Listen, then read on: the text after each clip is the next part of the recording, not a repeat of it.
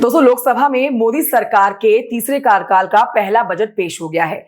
इस बजट में युवा, महिला, गरीब और किसान सभी वर्गों के लिए कई बड़े ऐलान हुए। एक और मोदी सरकार इस बजट को दूरगामी बताते हुए अपनी पीठ थपथपा रही है, तो वहीं दूसरी ओर विपक्षी दल बजट और सरकार पर हमला कर रहे हैं। आइए जानते हैं कि प्रमुख विपक्षी पार्टियों के नेताओं ने आम बजट 2024 पर क्या रिएक्शन दिया है। पूरी खबर विस्तार से जानिए दोस्तों, आपके लिए जरूरी जानकारी है। देखिए, बजट 2024 पर कांग्रेस के सांसद राहुल गांधी ने क्या कहा है, सबसे पहले वो जान लीजिए। राहुल गांधी ने लिखा, कुर्सी बचाओ बजट। राहुल गांधी ने कहा है कि अन्य राज्यों की कीमत पर सहयोगियों को खुश करने के लिए खोखले वादे किए गए हैं। उन्होंने कहा कि बजट से आम भारतीय को कोई राहत नहीं है। राहुल ने बजट को कांग्रेस के घोषणा पत्र और पिछले बजट की कॉपी बताया। आगे जानते हैं अखिलेश यादव ने इस पर क्या रिएक्शन दिया है। देखिए, समाजवादी पार्टी के प्रमुख अखिलेश यादव ने केंद्रीय बजट पर कहा है कि अगर हम उत्तर प्रदेश को देखें तो निवेश की स्थिति यहां पर क्या है। इनके जो प्रोजेक्ट चल रहे हैं वो कभी समय पर पूरे नहीं हुए हैं। अच्छी बात है कि बिहार और आंध्र प्रदेश को विशेष योजनाओं से जोड़ा गया, लेकिन उत्तर प्रदेश जैसा राज्य जो देश को प्रधानमंत्री देता है, वहां के किसानों के लिए बजट में कुछ भी नहीं था। अखिलेश यादव ने केंद्रीय बजट पर कहा है कि जब तक किसान और नौजवानों की नौकरी पक्की होने के इंतजाम नहीं होते, तब तक जनता को कोई बड़ा लाभ नहीं पहुंचेगा। अब आगे बढ़ते आपको बताते हैं कि बसपा सुप्रीमो मायावती क्या कह रही हैं।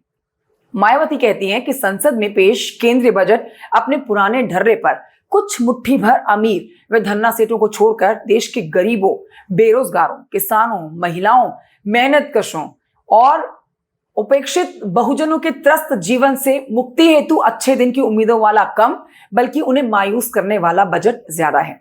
देश में छाई हुई जबरदस्त गरीबी, बेरोजगारी, महंगाई, पिछड़ापन तथा अन्य यहाँ पर जो जरूरी है लोगों के लिए चीजें, बजट में उनका कुछ जिक्र नहीं था। यहाँ के 125 करोड़ से अधिक कमजोर तबकों के उत्थान व उनके लिए जरूरी बुनियादी सुविधाओं के प्रति इस नई सरकार में भी अपेक्षित सुधारवादी नीति व नीयत का अभाव देखा जा रहा है। बजट में ऐसे प्रावधानों से क्या लोगों का जीवन खुश व खुशहाल हो पाएगा, ये बड़ा सवाल है। देश का विकास व लोगों का उत्थान आंकड़ों के भूल भुलैया वाला ना हो, बल्कि लोगों को त्रस्त जीवन से मुक्ति के लिए रोजगार के अवसर, जेब में खर्च करने के लिए पैसे, आमदनी जैसे बुनियादी तरक्की सभी को मिलकर महसूस भी होनी चाहिए। देखिए, केंद्रीय बजट पर अब आगे बढ़ते हुए शिवसेना की सांसद प्रियंका चतुर्वेदी क्या कह रही हैं, वो जान लीजिए। प्रियंका चतुर्वेदी ने कहा है कि मुझे लगता है कि इस बजट को प्रधानमंत्री सरकार बचाओ योजना कहा जाना चाहिए, क्योंकि उन्हें एहसास हो गया है कि अगर वो अगले 5 वर्षों तक के लिए सरकार को बचाना चाहते हैं तो उन्हें अपने गठबंधन सहयोगियों की खुशी का ध्यान रखना होगा।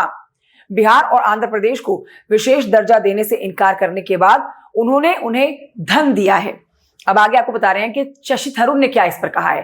देखिए, कांग्रेस सांसद हैं शशि थरूर, जिन्होंने केंद्रीय बजट पर कहा है कि ये एक निराशाजनक बजट है। मुझे आम लोगों के सामने आने वाले प्रमुख मुद्दों के बारे में कुछ भी सुनाई नहीं दिया है। पप्पू यादव क्या बोल रहे हैं, अब ये जान लीजिए। अंत में निर्दलीय सांसद है पप्पू यादव, जिन्होंने कहा है कि अभी 4 करोड़ नौकरी की बात कर रहे हैं, लेकिन 10 साल में आपने कितनी नौकरी दी। नीतीश कुमार किंग मेकर रहे हैं, लेकिन उन्हें विशेष पैकेज भी नहीं दिया। जितनी बंद पड़ी फैक्ट्रियां हैं उन पर कुछ कीजिए, एयरपोर्ट पर कीजिए।